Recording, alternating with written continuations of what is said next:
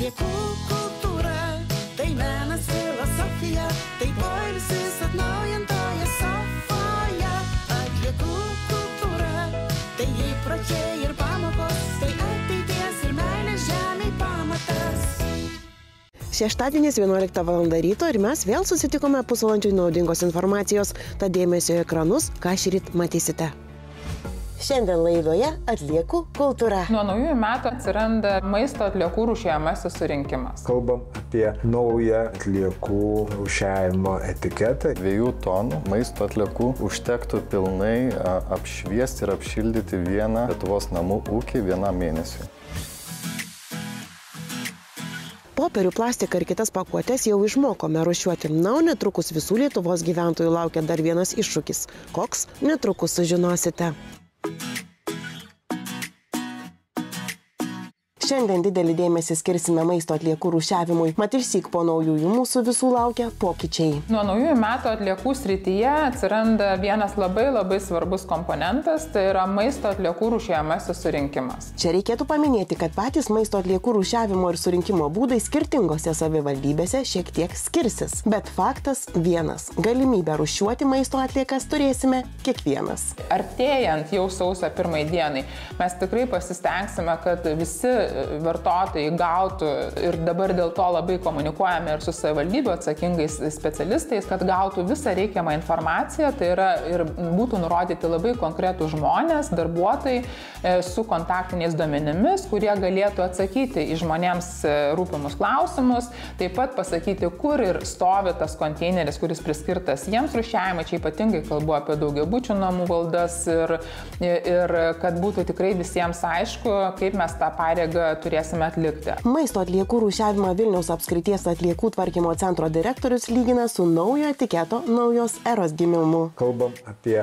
naują atliekų rūšiavimo etiketą, įvedam maistą, iš tiesų šūkis atitinka atliekų kultūros. Taip. Kultūra reikalauja rūšiavimo etiketo, tai šiuo atveju maisto rinkimą mes pradedam kaip naują etiketą, kuris turi pasiekti mūsų visų namus. Pakalbėkime apie sostinę. Jos gyventojai maisto rūšiavimui nemokamai gaus štai tokias talpas ir oranžinius maišelius. Paprasčiausias klausimas. Gyvenu, tarkim, Vilniui, kur man gauti tokį indą? Taip, tai tokių kibirėlių yra paskaičiuota visoms Vilniaus mieste gyvenančiom šeimoms, visiems namų ūkiams. Mes jūs turime 280 000 ir tikrai juos galima bus atsiimti ir gauti. Kartu gaunant ir oranžinius maišelius. Nuo gruodžio 11 mes planuojam, kad ir kibirėliai ir maišeliai bus dalinami didžiųjų gabaritų atliekų surinkimo aikštelėse, seniūnijose, kurių yra Vilniuje 21 ir savivaldybėje. Nuo sausio 2 dienos tuos maišelius ir kibirėlius galima bus pasiimti mobiliuose punktuose, kurie judės per visą Vilnių ir pagal nustatytą grafiką sustos prie prekybos centrų, jie bus ir kitose žmonių susibūrimo vietose, šventėse ir panašiai. Be panikos tikrai tą galima bus susirasti einant į krautuvę vieną ar kitą dieną, tikrai tas bus prieinama. O tarkim, o maišelių tada kiek mes gausim kaip paprastas žmogus? Mes skaičiuojam vienam ketvirčiui, tai yra 3 mėnesiam 25 maišeliai bus įteikti kartu su šituo kibirėliu. Vėliaugi atitinkamai galima jūs bus ir vėl pasiimti ten pat, kur jūs juos pasiėmėt pirmą kartą. Aha, supratau. Tai ir aišku, žinoma, viskas yra nemokamai. Svarbiausia, ką reikėtų, aš taip galvoju, užfiksuoti, kad, tarkim, sudėjom išmesti viską, ar ne, gražiai surišom ir išmetam į bendrą komunalinį mišrių atliekų konteinerį. Taip, ne prie stiklo, ne prie popieriaus ar plastiko, o tenai, kur iki šiol mes ir mėtėme maistą, tik tai kartu maišydami su kitomis atliekomis. Šiuo atveju maistas keliauja į tą patį konteinerį, kaip ir šiuo metu, tik tai jau keliauja oranžinį maišelį. Atskirtas. Gerai, ir tada jau, nes dažniausiai visi sako, gerai, mes čia viską sudėsim, viską atskirsim ir panašiai, viskas bendram konteinerį, vėl viskas ten susimaišys. Kaip kaip tas kelias atrodys, kaip atskirs, kad čia tas oranžinis, kad čia tikrai jau ten tas maistas mano išrūšiuotas. Principas labai paprastas. Šitie maišeliai kartu su visų srautu keliaus į mechaninio biologinio apdorojimo įrenginius, kur jie bus išgaudyti, atrinkti pagal spalvą ir bus tvarkomi atskirai. Juos toliau suplėšysime, maišeliai keliaus į perdirbimą, o maistas bus apdorojamas, išgryninamas. Čia vertėtų stabtelėti. Apdorotos ir išgrynintos maisto atliekos. Ar jos gali būti naudingos? Visų pirma, tai puikiai trąša dirvožemiui, jei jas kompostuojame. Visų antra, iš jų gaminamos biodujos. Biodujų procese mes sumažiname metano kiekį, metano koncentraciją.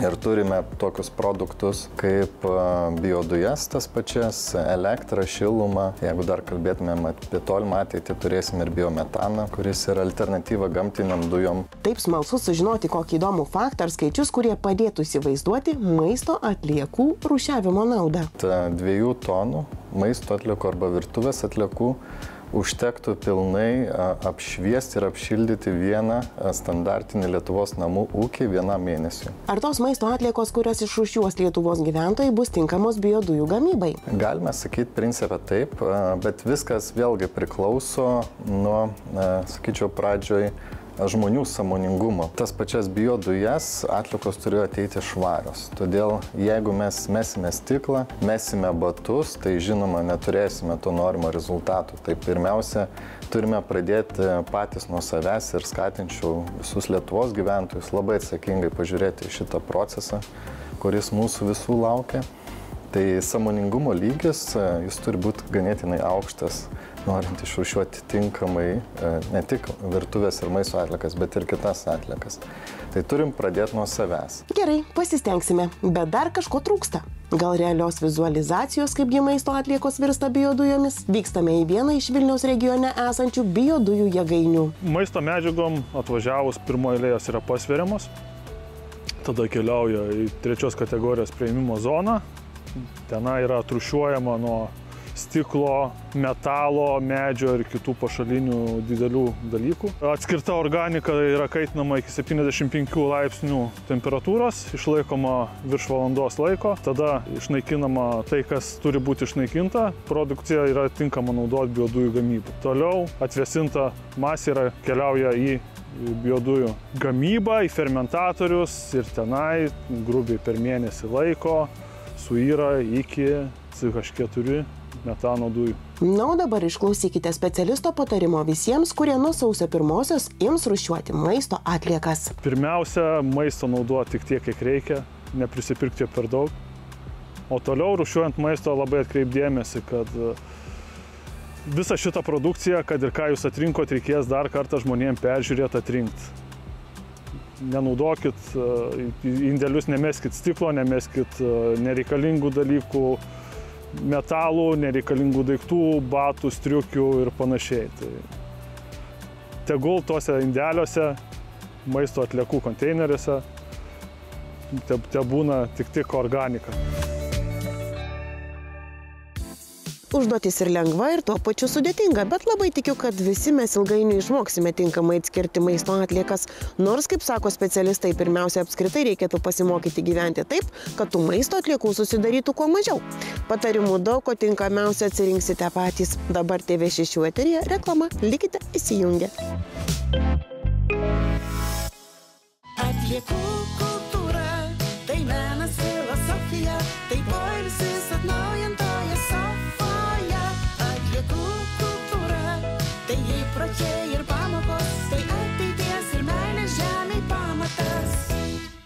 Tęsime atliekų kultūros laidą, kuri šiandien išsamiai nagrinėja maisto atliekų rūšiavimo temą. Ką apie tai galvoja mūsų jaunoji karta, pasiklausykime. Šiandien mano tikslas išsiaiškinti, ar mano gimnazijos moksleiviai žino, kur panaudoti maisto atliekas ir ką iš vis apie jas žino. Norėjau tavęs paklausti, kaip manai, kur galima panaudoti maisto atliekas? Į tam tikrus konteinerius ir dar į trąšų dėžes, kur paskui, kai supūna, galima tręšti žemės. Kas pas jus šeimoje gamina maistą? Mama.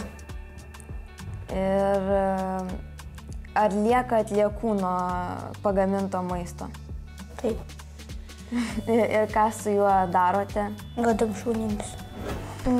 Galima duoti jas gyvūnam. Aš, pavyzdžiui, panaudoju atliekas, kaip pasidaryti dar kokią maistą, pavyzdžiui, pusryčiams. O jeigu jau negaliu panaudoti, tai galima ir vištom atiduoti. Jeigu esate ūkininkai kaip ir aš, ir jeigu jūsų gyvūnai gali valgyti tą maistą, tai jiems galima duoti. Kaip manai, kur dar gali maisto atliekos pasitarnauti? Šiukšlių dėžiai. Manau, kad tas maisto atliekas galima kompostuoti, taip galima dėti augalam ir jie augs gražesni ir dar paskui turėsime, pavyzdžiui, dar daržovių, kurių daugiau užaugs. Aš žinai, kad iš maisto atliekų gamina biodujas. Ne, nežinau to. Na, šito fakto nežinau. Kaip manai, kiek žmogui iš vis reikia maisto? Ar daug prisigaminti ir paskui galvoti, kur dėti, ar tiek, kiek suvalgys? Žmogus turi pagalvoti, ar jisai suvalgys tą maistą, nes jis gali išmesti ir jeigu neturi to konteinerio, kur, kai būna trąša, tai jisai gali kažkur išmesti ir kažkaip žvėrės gali suvalgyti. Ir tai irgi kaip ir maistą, nežinau. Ir tada, tai jeigu, pavyzdžiui, jis neturi kur dėti, jis gali tiesiog laikyti kažkur kaip ir inde arba kažkur kaip konteineryje, kur savo pasidaro kažką iš medžio konteinerį.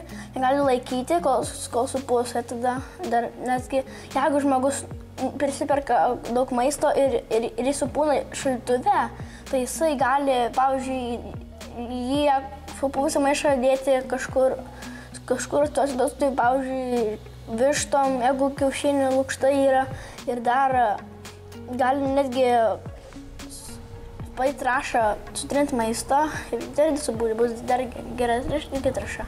Tai ar žinai, kad nuo sausio 1 dienos bus galima visiems rūšiuoti maisto atliekas? Taip, girdėjau per televizorių, internete. Mačiau internete, buvo parašyta. Tai ar pati naudosiesis? Manau, kad taip. Buvo džiugu klausyti, kaip mano gimnazijos moksleiviai tiek daug žino apie maisto atliekas ir žino apie kompostavimą, kai kurie net žino apie biodujas ir kai kurie net rūšiuoja, kas labai yra smagu. Tai kviečiu rūšiuoti ir jūs. Rubrikoje jie irgi tai daro, ypatingas svečias. Žiūrime.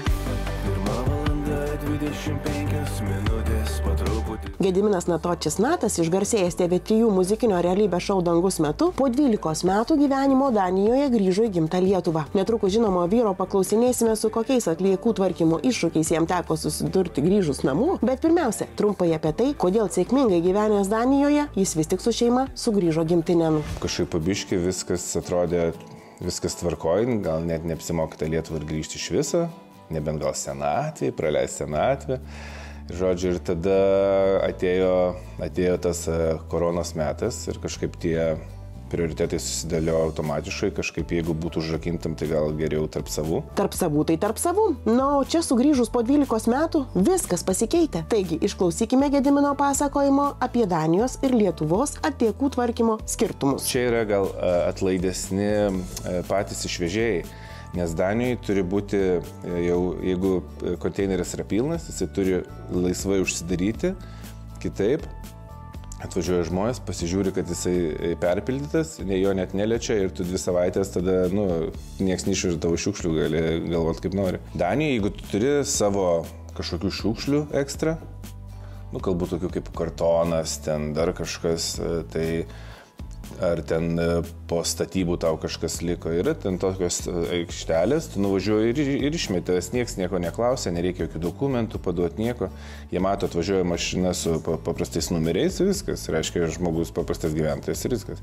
Ten nebent jeigu tu esi firmos kažkokia firma priklausai, tada jau ten kažkokie yra mokesčiai. Bet paprastas žmogus ten gali mesti ir mesti šiukšlės, aš nežinau, kiek aš ten išmetęs. O čia kažkaip grįžau ir taip buvo labai keista, kad pas mane buvo perteklius kartonų visokių ten dar. Ir Tuo metu aš dar nežinau, kad galima principė palikti, kai šiukšlių mašina atvažiuoja ir galima tiesiog palikti tenais tuos kartonus ir jie išsiveža. Tai nuvažiavau šį vieną atliekų rūšiavimo ten į vietą ir paprašė manęs tapatybės kortelės, visokių kitų barių, galvojau, kam čia reikia, aš šiukšlės, paskui neužrašysiu ant šiukšlės, tai Gediminas Natočius. Nu ir sako, va čia per metus gali tiek ir tiek to kartono išmest nemokamai. Sakau, tai kaip, o jeigu pas mane bus jau daugiau, tai kaip tipo alternatyva yra miškas. Kaip pats Gediminas sako, po šio vizito supratęs, kad kartoną galima gražiai išrūšiuoti ir namuose. Suplėšai, kad tilptų į konteinerį ir taip tvarkingai nemokamai atsikratai tokiomis atliekomis. Dar galima kartoną lauke patiesti prie gėlynų ir užpilti mulčių. Žodžiu, išeičių yra, tai reikia domėtis. Gediminas Lietuvoje patyrė ir kitų pirmų kartų, pavyzdžiui, dalymosi daiktais džiaugsmą. Aš turėjau seną grilį. Čia, nes šiais metais nusprendžiau, kad man gera dovana būtų kiaušinis. Nu, ir aš visiems pasakiau, kad man reikia kiaušinio, visi susimetė ir žodžiu, aš dabar turiu kiaušinį ir galvoju, kur man dabar tą iš Danijos parsitystą dujinį grilį panaudot, ar kur jį galų galiai išmest. Tai man draugelis sako, tu ir tokia grupė ten atiduodu ir kažkaip. Ir žodžiu, ir aš sakau, bet taip lembai, ten parudijus, visą koks jiems, tu pamatysi. Tai pafotkinau, įdėjau, Jėzus Marija, ten tiek žmonių, kurie nori ją pasimti, tą grilį, tą grilį. Tai, nu tikrai atvažiavo, dar man alkoholinio atvežė, labai, labai tobulą. Nu, niekur man važiuoti nereikėjo, pats dingo grilis. Paskui aš pasižiūrėjau, bet čia gerai gaunasi, užėjau į garažą, tai dar keletą skelbimų padariau, kad ras atvažiuoja ir va, nesvarbu, kad už Vilniaus čia kažkiek. Bet visi mielai atvažiuoja pasimti, nu, iš tikrųjų, kaip ir žmona sakė, tu patikėk manim, jeigu tau nereikia, nereiškia, kad kitiem nereikia. Tai pasirodo 100% tiesa. Atskiro dėmesio Gedimino Natočio šeimoje sulaukė vaikiška apranga. Po pirmo vaiko mes pradėjom kaupti tuos drabužius, nes tikriausiai bus antras.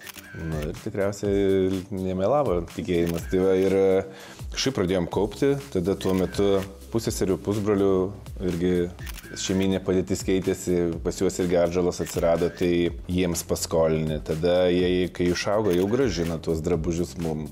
Tai va, nu ir toks kažkoks va, keitimasis yra, ir mes irgi va, nuvažiavam pas pusėserę, pas ją yra vyresnė dukrytė ten, tai irgi ten maišas yra, atsirenki, pasiėmė.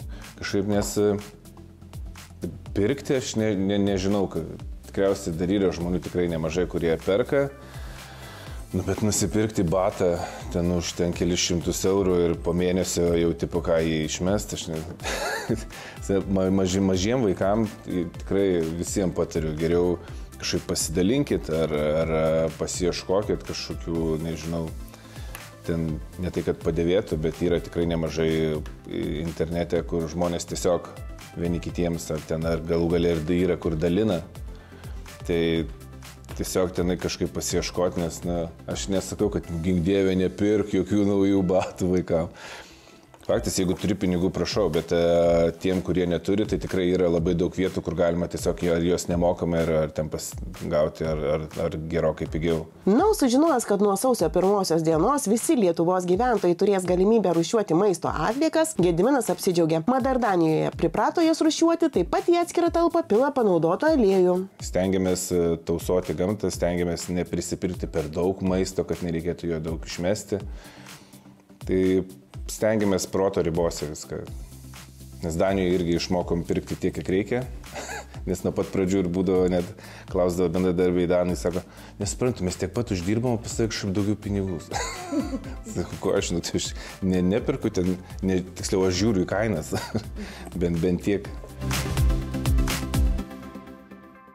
Šiandien su jumis atsisveikinu iki pavasario. Vėl kepsime į darbus, supažindinsime su naujienomis, išklausysime žinomų žmonių ir darysime viską, kad visi kartu galėtume gyventi švariau, tvarkingiau ir sąmoningiau. Gražių, ramių, artėjančių švenčių. Atliekų